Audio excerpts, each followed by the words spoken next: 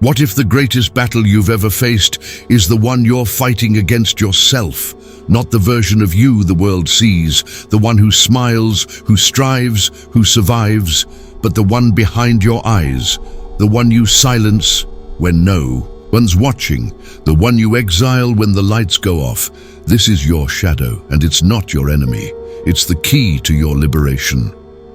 Carl Jung, the father of analytical psychology, once warned, "What you resist persists. What you accept transforms, and what you integrate makes you whole." So ask yourself, what have you been running from inside yourself? Because until you master your shadow, it will master you. Let's be honest, you've done everything they told you to do. You've read the books, you've practiced gratitude, you've smiled through pain, stayed positive, worked hard, and yet something still haunts you, that ache at 2 a.m., that knot in your chest when you scroll and compare your life, that voice that says, "You're still not enough." You think it's because you haven't done enough yet, but it's not about what you're doing. It's about what you're avoiding. You're not failing because you're weak. You're tired because you're pretending to be okay, pretending you're over it. Pretending you're not angry, not afraid, not craving something real, but you can't heal what you won't feel, and you can't become who you really are by rejecting who you've been. Carl Jung understood something modern psychology still wrestles with. The soul isn't linear, it's mythic. He believed that the human psyche isn't just made of thoughts and behaviors, it's made of symbols, archetypes, dreams. He once wrote, "People will do anything, no matter how absurd, to avoid facing their own soul." And that's what most of us do. We spiritualize, we optimize, we distract. But Jung invited us to do something radical. Turn inward, walk into the dark cave, sit with the monsters, not to destroy them, but to understand them. Because that anger you push down, it's your protector. That envy, it's your hidden desire. That shame, it's your soul begging to be seen. The shadow, Jung said, is made of everything we can't admit, but still is. And until we bring it into the light, it runs the show. Let me ask you something. If something inside you is stirring right now, if this isn't just information, but a quiet remembering, then maybe this isn't just a video. Maybe it's a moment, a mirror, a message your soul's been waiting for. So pause, breathe, feel it, and if you feel less alone right now, if these words are cracking something open, then don't let it slip away. Subscribe, not just to this channel, but to your own awakening. Like this video, not for me, but for you, as a promise that you're showing up for yourself. Comment what this stirred in you, so someone else reading it might finally feel brave enough to stop running too. Because transformation doesn't happen in isolation. It happens when one soul reaches another and says, "Me too, I've been there, let's walk through this together." Let me tell you about a man who lived this. He was a war veteran, decorated, stoic, controlled, but every night he had the same dream. He was back in the battlefield, not as a soldier but as a frightened child unable to move. He came to Jung not for philosophy, but for relief. He wanted to be fixed, but Jung didn't offer fixes, he offered questions. Where is the child inside you still at war? And slowly, through shadow work, this man unearthed a forgotten truth.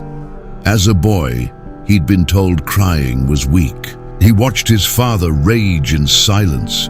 He learned to armor up, to survive, but in doing so, he buried his tenderness, his softness, his inner child, and it wasn't the war that broke him. It was the silence inside himself.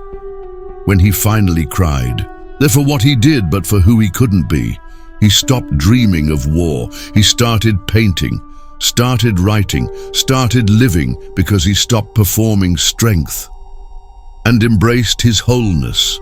You see, the shadow doesn't want to destroy you. It wants to return you to the moment you stopped believing your feelings were safe, to the moment you decided you had to earn love, to the moment you broke yourself into pieces just to fit in.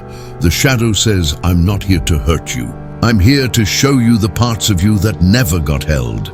Jung believed the real healing doesn't happen when we eliminate the shadow. It happens when we integrate it, when you stop being ashamed of your mess, when you stop exiling your wildness, when you stop hiding your tears behind jokes and your trauma behind "I'm fine." Because guess what? You are allowed to be angry and still worthy.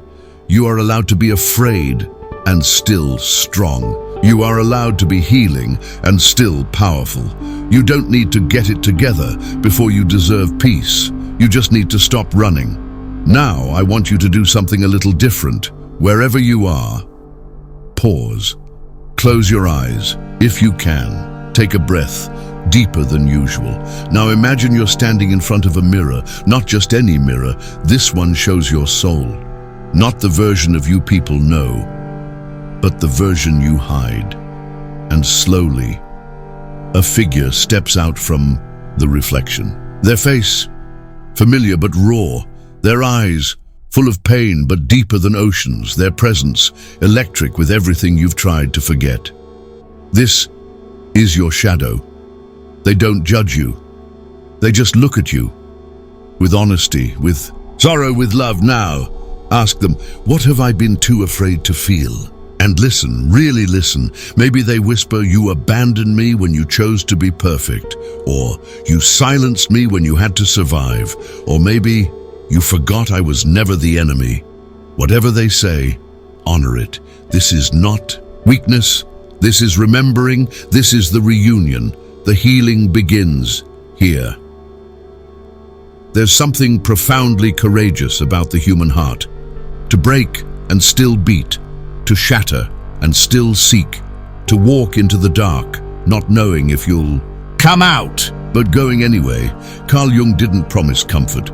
He didn't give quick fixes. He gave something better, not a truth. He handed us a mirror, not to shame us, but to wake us up, to show us that the person we're searching for, the strong one, the free one, the real one, was never missing, just hiding in the places we were told to avoid. So here's the paradox. The shadow isn't a flaw. It's not your failure.